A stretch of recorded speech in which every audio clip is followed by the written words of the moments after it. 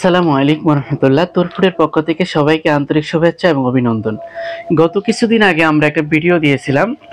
ভিডিওতে আমরা বলেছিলাম যে যাদের অ্যাজমা, হাঁফানি, শ্বাসকষ্ট, নিঃশ্বাস নিতে কষ্ট হয়, বুকের ভিতরে কফ জমে থাকে, যারা বক্তা, ইমাম, মুয়াজ্জিন, খতিব কথা বলতে খুব সমস্যা হয়, তাদের জন্য আমরা একটা রেমেডি দেব, অর্থাৎ আয়ুর্বেদিক একটা মেডিসিনের ফর্মুলা দিতে চেয়েছিলাম।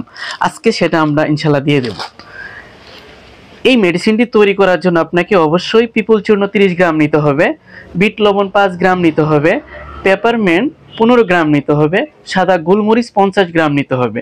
সবগুলো সুন্দর করে মিক্স করে ঠান্ডা পানি দিয়ে সোলা পরিমাণ ট্যাবলেট তৈরি করবেন।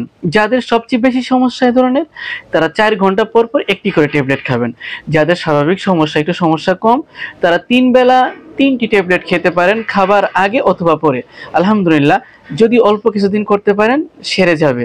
যদি কারো ভিডিওটা ভালো লাগে অবশ্যই লাইক কমেন্ট করবেন। আসসালামু আলাইকুম ওয়া রাহমাতুল্লাহ।